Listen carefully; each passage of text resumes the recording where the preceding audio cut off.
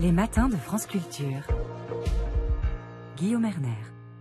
La place des classes moyennes dans le discours politique, c'est pratiquement devenu un passage obligé. Et par conséquent, Gabriel Attal et Emmanuel Macron ont sacrifié à ce rite avec, par exemple, ce qu'a dit le Premier ministre Gabriel Attal le 13 janvier dernier. Tous ces Français qui travaillent, qui sont juste au-dessus des aides, mais n'ont pas un patrimoine qui leur permette de s'en sortir. Bonjour, Agathe Cagé.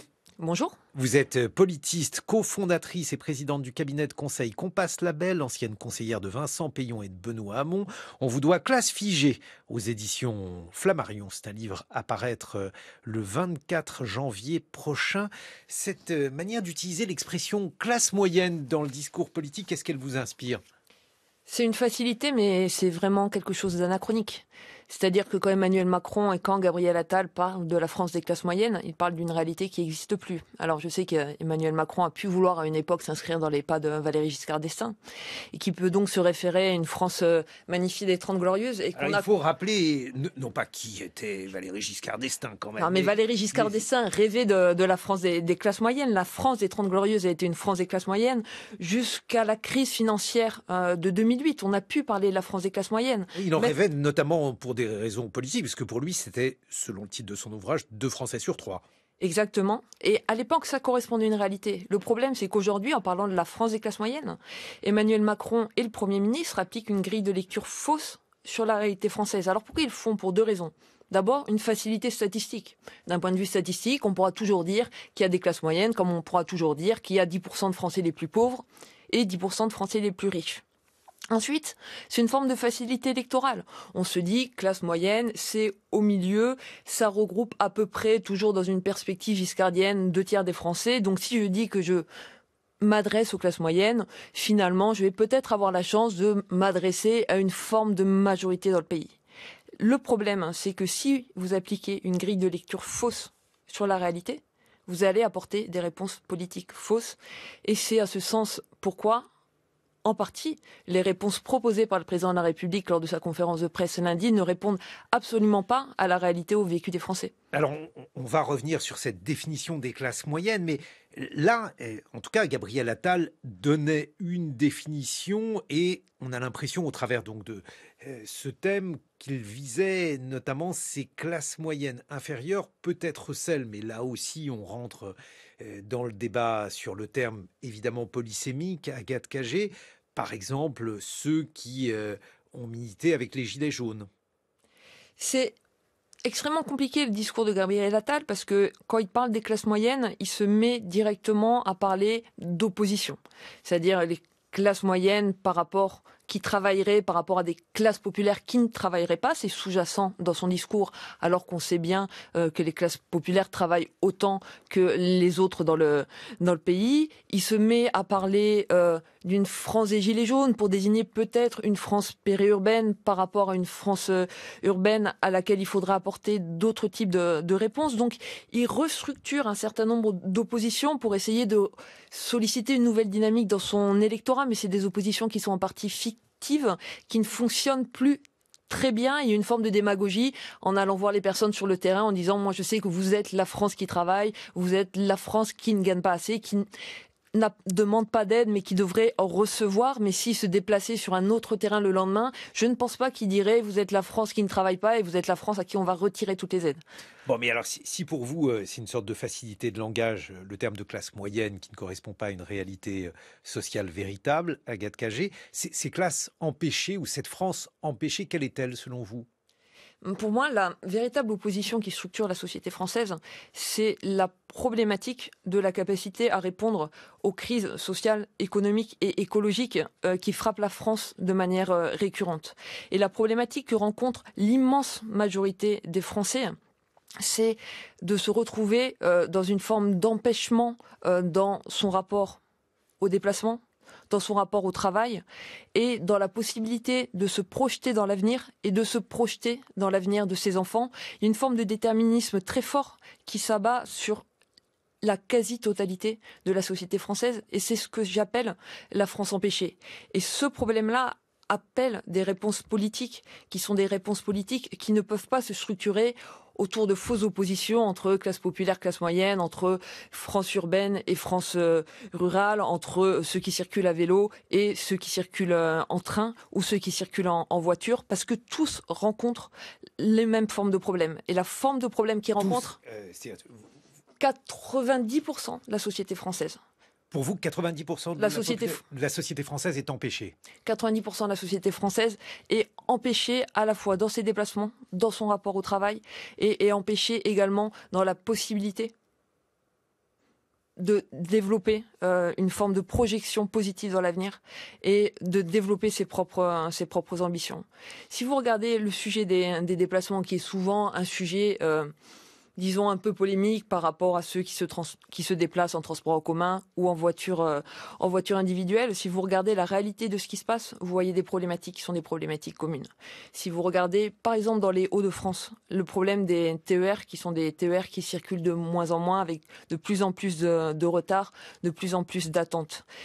On dit les transports en commun sont la solution d'avenir et c'est relativement facile de se déplacer avec le réseau français. En moyenne aujourd'hui, dans les Hauts-de-France, si vous vous déplacez en TER, vous perdez par semaine 2h30 à attendre soit des trains annulés, soit des trains en retard, soit des trains qui sont tout simplement supprimés. 2h30 par semaine, ça peut paraître pas grand-chose. Sur une vie de travail, vous faites le cumul, si vous faites ça semble effectivement tout à fait pénible et si vous faites le cumul sur une vie de travail, ça correspond à 6 mois d'attente sur les quais. C'est la même problématique que rencontrent les personnes qui vivent dans le Grand Paris, avec l'annulation récurrente des RER, et c'est la même problématique que rencontre un grand nombre d'automobilistes quand ils n'ont plus accès aux zones à faible émission parce que leur voiture date un peu. Donc vous avez des problèmes similaires pour des personnes qui sont dans des situations a priori différentes, mais qui se retrouvent dans une forme d'empêchement. Mais vous voulez dire, Agathe Cagé, que l'empêchement des déplacements géographiques est une métaphore, la cause de l'empêchement des déplacements sociaux? Parce que lorsqu'on parle de société figée, on parle de société figée dans la reproduction des classes sociales, l'incapacité de sortir de sa condition. Vous avez aussi, dans la réalité, une forme de déterminisme social qui est tellement fort qu'on pourrait dire d'une certaine façon qu'en France aujourd'hui, les Français n'ont pas d'avenir qui peuvent se construire, ils sont soumis à une forme de destin au sens des tragédies grecques du terme. Vous avez un déterminisme social qui est extrêmement fort aujourd'hui dans la société française, qui se joue déjà à l'école, on le sait. En France, le poids du déterminisme scolaire est extrêmement élevé, bien plus élevé que dans quasiment tous les autres pays du monde. On dit qu'on est quasi champion du monde du déterminisme scolaire. Ça veut dire qu'en France, le destin scolaire des enfants se joue avant même qu'ils soient rentrés en maternelle. Le déterminisme social est moins important qu'aux États-Unis, par exemple.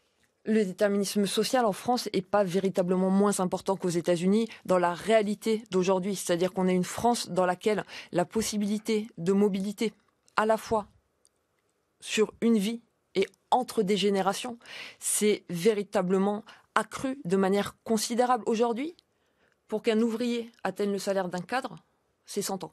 C'était pas le cas dans la France des classes moyennes et c'était pas le cas dans la France des 30 glorieuses.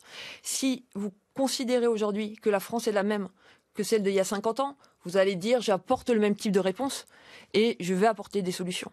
Sauf que les choses ont véritablement changé et que le déterminisme, le poids du déterminisme, s'est véritablement renforcé. Il y a un chiffre qui est véritablement intéressant par rapport à la situation française.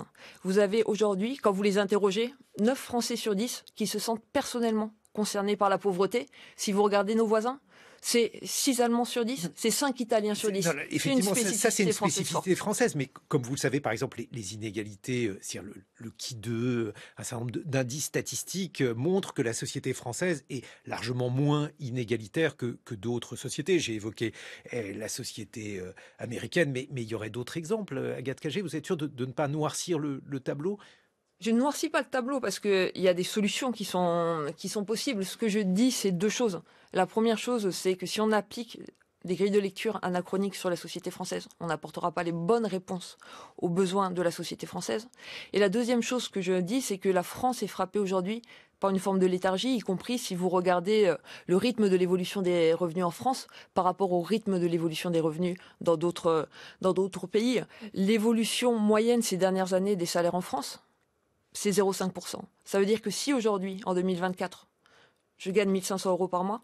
En 2034, je gagnerai 1 577 euros par mois. Mon gain mensuel, en rythme moyen, en France aujourd'hui, ça sera moins. Parce que le SMIC a beaucoup augmenté du fait de l'inflation. Le SMIC a beaucoup augmenté du fait de l'inflation récemment. Donc vous parlez en quoi? En euros constants? Je parle du rythme moyen en euros constants ces dernières années, pas sur les derniers mois du fait de uniquement l'augmentation du SMIC pour compenser l'inflation. Je vous parle de la léthargie qui frappe la France au niveau des revenus et qui est une spécificité de notre pays. Mais si c'est en euros constants, dans ce cas-là, par rapport aux autres pays. Dans ce cas-là, c'est en parité pouvoir d'achat. Ça veut dire qu'il n'y a pas de... si vous mettez de côté l'inflation précisément, et donc il y a une augmentation du salaire dans ces conditions. En capacité de gain de pouvoir d'achat, la France est frappée par une forme de léthargie. Et il y a un deuxième phénomène qui est extrêmement fort en matière de pouvoir d'achat, c'est que la part des dépenses contraintes dans le budget des Français a totalement explosé. La part des dépenses contraintes dans le budget des Français, aujourd'hui, c'est 30%. Il y a 40 ans, la part des dépenses contraintes, elle était inférieure à 15%. Ça veut dire que les Français sont extrêmement contraints dans l'utilisation de leurs revenus aujourd'hui et ils ont un pouvoir d'achat qui est tellement contraint que vous avez un économiste qui s'appelle Igor Martinach qui dit pour la France aujourd'hui, il ne faut pas qu'on parle de pouvoir d'achat, il faut qu'on parle d'un pouvoir d'achat. Bon, on va essayer de revoir ces différentes catégories et ces différents jugements que vous venez de faire, Agathe Cagé, sur la situation donc des différentes classes sociales en France dans quelques instants, puisque vous serez rejointe par le sociologue Louis Chauvel. 7h56 sur France Culture. 6h30, 9h, les matins de France Culture. Guillaume Erner. 8h21, on évoque les classes moyennes en politique. Dans sa conférence de presse avant-hier, Emmanuel Macron a affirmé sa volonté de vouloir soutenir la France de l'angle mort, ces classes moyennes menacées de paupérisation, coincées entre les plus précaires qui bénéficient d'aides et d'allocations et les classes supérieures aisées. Ces populations font l'objet donc d'une attention renouvelée dans le discours politique à l'aube des prochaines échéances électorales. Nous sommes en compagnie d'Agathe Cagé, politiste, cofondatrice et présidente du cabinet de conseil Compass Label, ancienne conseillère de Vincent Payon et de Benoît Hamon. Vous allez publier le 24 janvier prochain Classe figée aux éditions Flammarion et nous sommes en duplex avec Louis Chauvel. Bonjour. Bonjour.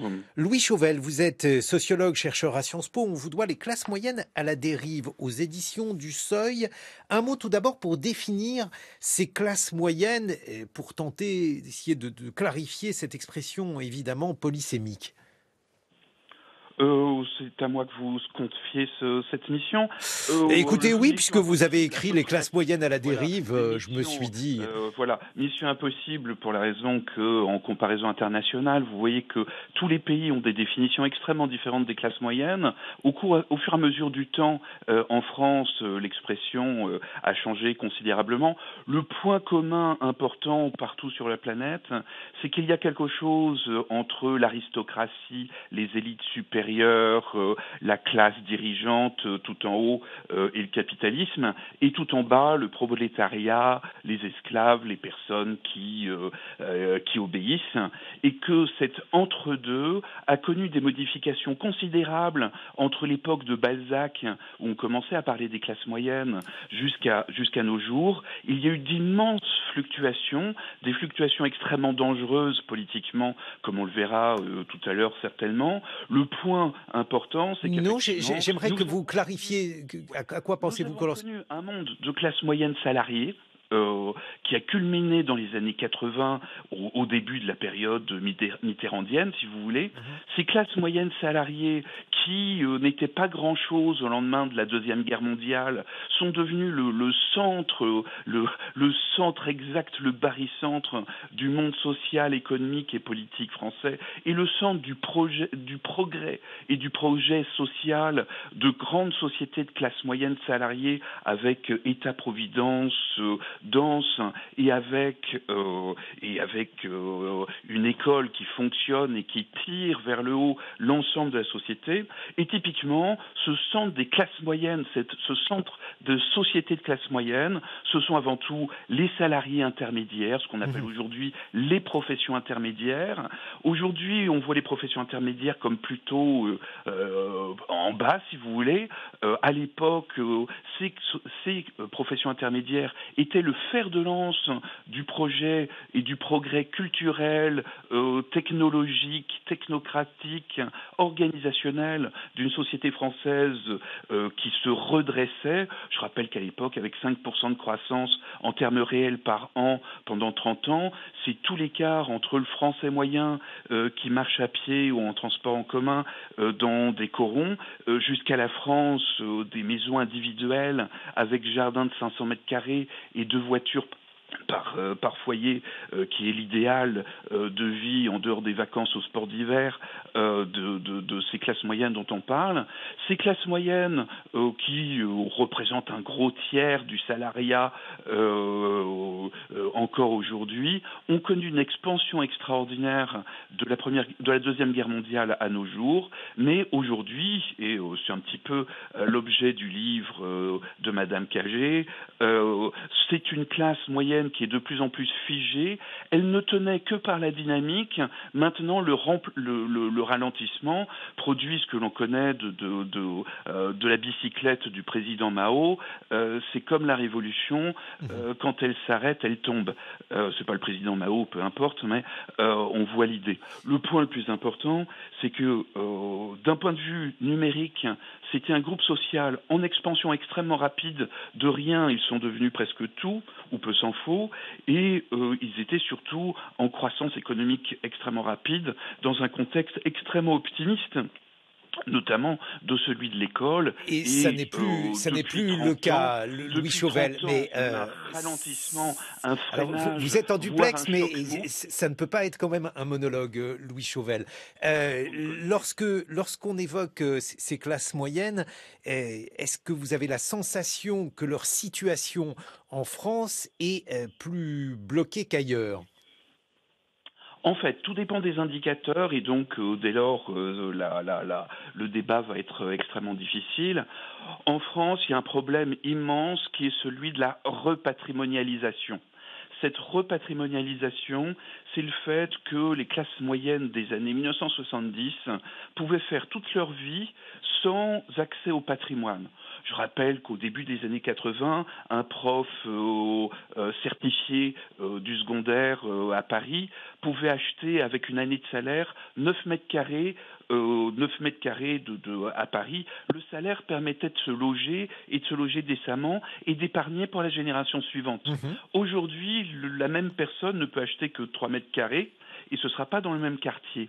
Et en fait, vous avez une réduction extrêmement forte en France de la taille du salariat en termes de pouvoir d'achat comparé aux plus-values longues du logement et de la crise du logement. L'un des nœuds centraux des difficultés françaises, c'est le logement, c'est le patrimoine et tout ce que ça engage aussi tout autour, c'est-à-dire que les gens qui n'ont que leur salaire pour pleurer sont obligés d'habiter de plus en plus loin, dans des zones de plus en plus désertifiées du point de vue des services. Donc alors ça c'est la situation effectivement sur le plan du logement, mais si on compare ça avec d'autres classes moyennes dans d'autres pays, Louis Chauvel. Pour le dire très vite, nos jeunes compatriotes qui partent au Québec découvrent une société difficile, souvent avec des risques de pauvreté peut-être plus élevés, mais surtout avec une plus forte fluidité. C'est-à-dire que le problème de la société française, en plus de cette repatrimonialisation, c'est le fait que, comme le dit Accad, c'est un peu le titre de son livre, la société française est extrêmement figée par rapport au point de départ patrimonial et un petit peu des diplômes. Dans des sociétés telles que le Québec, telles que même la Suisse ou bien d'autres encore, il existe une seconde et une troisième chance qui donnent de la fluidité encore à des sociétés qui ont connu aussi un temps une dynamique de repatrimonialisation. Et les petits Français qui sont aujourd'hui sur le plateau de Montréal, du Mont-Royal à Montréal, connaissent effectivement une fluidité dans les deux sens. Agathe Cagé. Sur la base de ce constat qu'on partage avec Louis Chauvel, ce dont on a besoin aujourd'hui, c'est de retrouver une forme d'émancipation collective. La promesse d'Emmanuel Macron des premiers de cordée, c'était la promesse d'une forme d'émancipation individuelle qui allait ruisseler sur le reste de la société. Ça n'a absolument pas fonctionné et en plus ça ne correspondait pas aux besoins ni aux attentes de ce que j'appelle les classes figées. On a besoin d'une émancipation collective qui passe par l'école, qui passe par le travail, qui passe également par une forme démocratique dans laquelle on ne cesse d'assommer les Français d'injonctions à la résilience, mais à travers laquelle on construit démocratiquement avec eux les transitions qu'on devra conduire. Le rôle émancipateur de l'école, c'est quelque chose qu'on a perdu et c'est quelque chose qui est fondamental. Le rôle de l'école en France et le rôle de l'école républicaine, c'est pas de faire un tri entre les élèves. Le rôle de l'école républicaine, c'est de faire réussir au plus haut niveau tous les élèves. Or, qu'est-ce qui se passe aujourd'hui du fait du poids du déterminisme scolaire?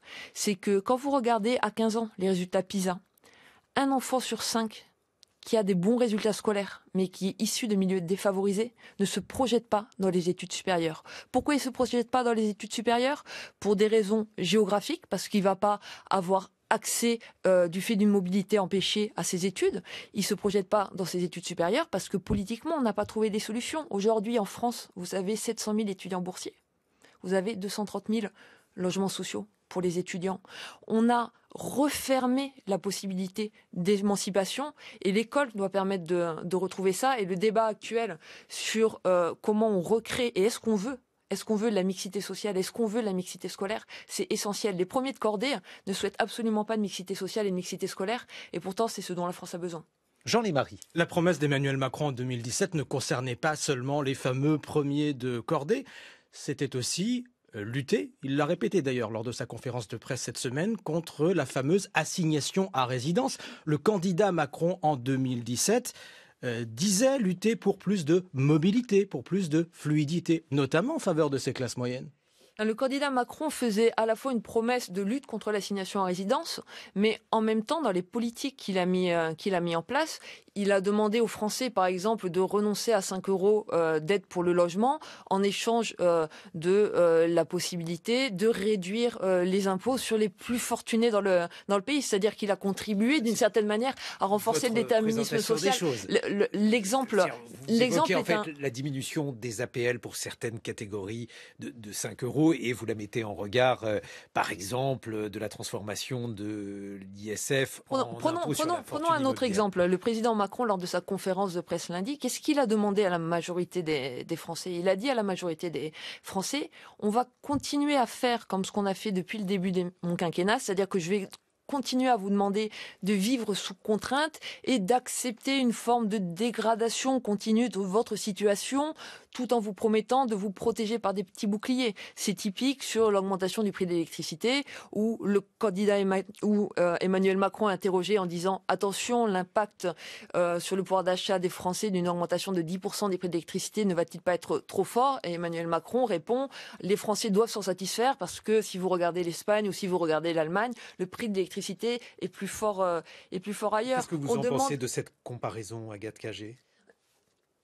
Le besoin aujourd'hui véritable, c'est de redonner une possibilité. Non, mais il faut faire des comparaisons internationales. Mais en comparaison évoquer internationale, la France comme si c'était un pays suspendu dans les nuages, c'est-à-dire que les tarifs de l'électricité et de l'énergie ont augmenté dans un contexte particulier. Donc, par rapport à ça, ces boucliers, vous consacrez le dernier chapitre de Classe figée à ces boucliers que vous qualifiez de petits, mais d'autres pays ne les ont pas faits. Non, mais le bouclier tarifaire a réussi à protéger les Français et c'était nécessaire. La difficulté aujourd'hui, c'est qu'on retire le bouclier et qu'on dit aux Français... Donc en fait, ces boucliers ne sont pas petits, c'est le fait qu'ils soient supprimés qui vous dérange. Au lieu de proposer des solutions de long terme, on protège à très court terme et tout d'un coup, on met les Français face à des murs qui fragilisent... Autre exemple sur les classes moyennes, Agathe Cagé. Pendant la période du Covid, il y a eu un certain nombre d'aides en France qui n'ont pas été mises en place dans d'autres pays. Non, mais le but la véritable question, c'est quel est le but du politique? Est-ce que le but de politique, c'est de proposer aux Français une forme d'horizon Là, c'était de protéger. Non, mais de proposer aux Français une forme d'horizon émancipateur en leur disant on va vous proposer un projet qui va vous permettre demain de retrouver de la marge de manœuvre en termes de consommation, en termes d'accès à la propriété, en termes d'un travail qui n'est pas seulement le mot qu'emploie souvent Emmanuel Macron, un job, mais un véritable métier? Ou est-ce que je vais vous dire, écoutez, soyez contents, en France, la situation est quand même un tout petit peu meilleure que les quelques exemples que je prends chez mes voisins, parce que sur d'autres exemples, la situation est beaucoup plus compliquée en France. Et comme je trouve des comparaisons où la situation française est mieux qu'ailleurs, alors s'il vous plaît, ne mettez pas en avant les difficultés. Le véritable rôle du politique, à mon sens, au regard de la situation d'empêchement dans laquelle se trouve la majorité des Français, c'est de retrouver un horizon émancipateur et de ne pas leur demander de considérer que la dégradation de leur situation, c'est peut-être difficile, mais comme ça peut être pire ailleurs, ils devraient s'en contenter. Qu'est-ce que vous en pensez, Louis Chauvel? Oui, en fait, cette question de comparaison internationale souligne avant tout le fait que ce qui est spécifique à la société française, c'est que les classes moyennes et les classes moyennes inférieures sont extrêmement demandeuses, on peut appeler ça de projet d'émancipation, on peut appeler ça de projet de démocratie qui puisse inclure économiquement et socialement la majorité de la population. La dernière fois que le président a convoqué tous les intellectuels de France et de Navarre, c'était juste au moment du mouvement des Gilets jaunes. On se rappelle le mouvement des Gilets jaunes, une extrême frustration, beaucoup plus forte en France que n'importe où ailleurs, qui était à l'époque relayée par les petites classes moyennes, en particulier d'indépendants. Je vous fais pas un rappel intégral sur ce qu'était le mouvement des Gilets jaunes. La situation était quand même très difficile. Paris avait été quasiment mise à sac, si vous voulez, sur les Champs-Élysées, et bien évidemment au palais de l'Élysée, on commençait à s'inquiéter fort de la situation. La situation aujourd'hui en France est à la limite encore pire, simplement parce que le Covid est passé. Le quoi qu'il en coûte, qui a coûté beaucoup, est passé lui aussi par là. La boîte à cash, c'est-à-dire la capacité à prélever de l'argent sur la population et sur les entreprises, la capacité fiscale est devenue extrêmement faible. Les frustrations, par conséquent, vont augmenter considérablement en 2024, simplement parce qu'on n'en a plus les moyens. La boîte à cash a bien fonctionné et les boucliers ont bien fonctionné, sauf que ils font que ce qu'ils font, c'est-à-dire de protéger, pas de produire. Et la grande différence avec les autres pays européen, c'est qu'il y a une demande ici de démocratie qui est considérable, qui est peut-être même excessive, on pourrait le dire ainsi. Je vous laisse juge Louis Chauvel de savoir si une demande de démocratie est excessive, mais si on prend par exemple l'Allemagne, il y a aujourd'hui des mouvements sociaux comparables, les agriculteurs, les camionneurs, la situation est identique. En Italie, le résultat des urnes a montré également le degré de colère. J'ai l'impression que en tout cas en Europe aujourd'hui, vis-à-vis de cette question du pouvoir d'achat et des frustrations sociales, il y a un certain nombre de pays où celle-ci est également très vive. Qu'est-ce que vous en pensez, Louis Chauvel? Louis Chauvel. Allô? Oui, comme je le disais, l'extrême droite à 30%, c'est quelque chose d'extrêmement peu commun à l'échelle européenne ou ailleurs. Ça signale effectivement des frustrations extrêmement fortes liées à un écart croissant entre le discours politique et les réalités économiques connues par les vrais gens, si vous voulez.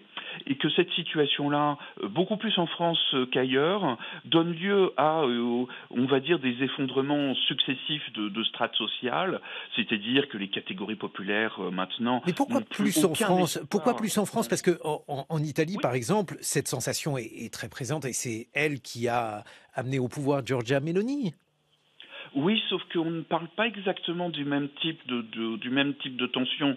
C'est-à-dire qu'en France, on a quand même un peu pris l'habitude de raccourcir les élites à la guillotine ou de faire différentes choses. Il y a une demande de radicalité en France qui n'a absolument pas son équivalent Lorsqu'on en Allemagne. met des postes Il y a des mouvements fascistes sociaux. au pouvoir en Italie, je pense que la demande de radicalité, elle est là, un gars de cagé. Là où je partage ce que dit Louis Chauvel, c'est qu'il y a un besoin d'un nouveau souffle démocratique en France. Il y a besoin de ramener les Français vers les urnes. Et ça passe par le fait tout simplement que les politiques tiennent leurs promesses. Parce que si les Français se sont éloignés des urnes, c'est en grande partie parce qu'ils considèrent que les responsables politiques, au moment des élections, leur font des promesses et ensuite ne les tiennent pas. Et puis il y a un besoin de lever les verrous qui aujourd'hui sont en train d'enfermer les nouvelles formes de démocratie participative et délibérative. On l'a vu avec la Convention sur le climat, où les citoyens ont porté un projet extrêmement ambitieux, avec une promesse de confiance. Je reprendrai les mesures que vous avez réussi à élaborer de manière délibérative, démocratique et collective. Et l'ensemble de ces mesures, ou quasiment l'ensemble de ces mesures, a été totalement enterré ensuite, et on a vu la demande à nouveau d'une dynamique dans le cadre de la convention collective démocratique sur la fin de vie, pourtant convoquée par le gouvernement, où les citoyens ont dit il y a une demande des Français d'agir extrêmement rapidement, et depuis le temps est suspendu avec un discours politique qui nous dit qu'il faut que la conviction unique et individuelle d'une seule personne détermine le tempo et le choix qui sera fait là-dessus. C'est-à-dire que, y compris en termes démocratiques, il y a un véritable besoin de recréer une dynamique et une participation des Français très forte pour recréer une forme de dynamique. Et pourtant, le fait de ne pas entendre cela, ça crée les taux d'abstention records qu'on connaît, et ça crée une forme de malaise démocratique très fort qui contribue un peu plus à renforcer le sentiment d'empêchement que partagent les Français. Une dynamique, Agathe Cagé, mais juste un mot de conclusion. Quel pays vous paraît aujourd'hui, quel pays occidental, pas d'ailleurs, peu importe, vous paraît aujourd'hui avoir cette dynamique politique? Le problème, c'est que à force, je remets pas en cause la question, mais le problème, c'est qu'à force d'aller chercher des exemples internationaux, juste une comparaison, parce que sinon on fait un pays suspendu dans les nuages. C'est pas un pays suspendu dans les nuages. Vous avez des pays, par exemple, en Espagne, les votes blancs et les votes blancs sont pris en compte dans le calcul des seuils. Donc quand les gens vont voter et vont vers les urnes et votent blanc, c'est pris en compte et ça contribue à des taux de participation aux dernières élections. Aujourd'hui l'extrême droite comme pivot en Espagne. Aux dernières élections législatives en Espagne, le taux de participation était beaucoup plus fort qu'aux élections françaises. À la dernière élection présidentielle, vous avez 3 millions de Français qui ont voté blanc. 3 millions de Français qui ont voté blanc, c'est l'ensemble de la population, pas du corps électoral. C'est l'ensemble de la population de Marseille et de Paris. Oui, ensemble. Et quand les Français vont voter blanc, on leur dit ça ne sera pas pris en compte. C'est-à-dire qu'il y a en France le socle pour une démocratie qui serait revitalisée, mais il faut que des dispositions politiques permettent d'écouter cette volonté démocratique partagée par les Français. Un mot de conclusion, Louis Chauvel. Oui, justement sur ce que vous disiez, il y a quand même pas mal de pays qui font face à leurs difficultés. Les difficultés sont partout en Europe et généralement sur la planète, mais des pays où la politique est plus responsable, on peut citer l'Espagne, on peut citer le Portugal, je citerai aussi le Luxembourg comme société de classe moyenne qui encore... Luxembourg est dans une situation... C'est un endroit que je connais assez bien parce que j'y réside. Le point le plus important, c'est qu'effectivement, pour faire de la démocratie, il ne suffit pas de le proclamer. Il faut faire un peu plus qu'aller au-devant des gens et parler aux gens pendant des heures et des heures. Pour cela, le président Macron a des capacités extraordinaires qui ont des limites. Le projet émancipateur, c'est avant tout recréer une écoute à l'égard des syndicats, des corps intermédiaires, recréer de l'associatif, recréer du véritable lien social, c'est-à-dire des lieux de rencontre. Les ronds-points des Gilets jaunes, voilà 5 ans, ont été un début de reprise démocratique au local, avec de vrais débats à la base de la société française.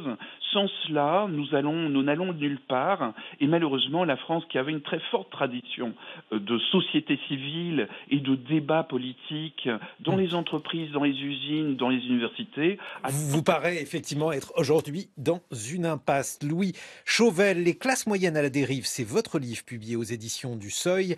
Classe figée, c'est le livre, Agathe Cagé, que vous publierez le 24 janvier prochain. Merci d'avoir été Merci avec nous.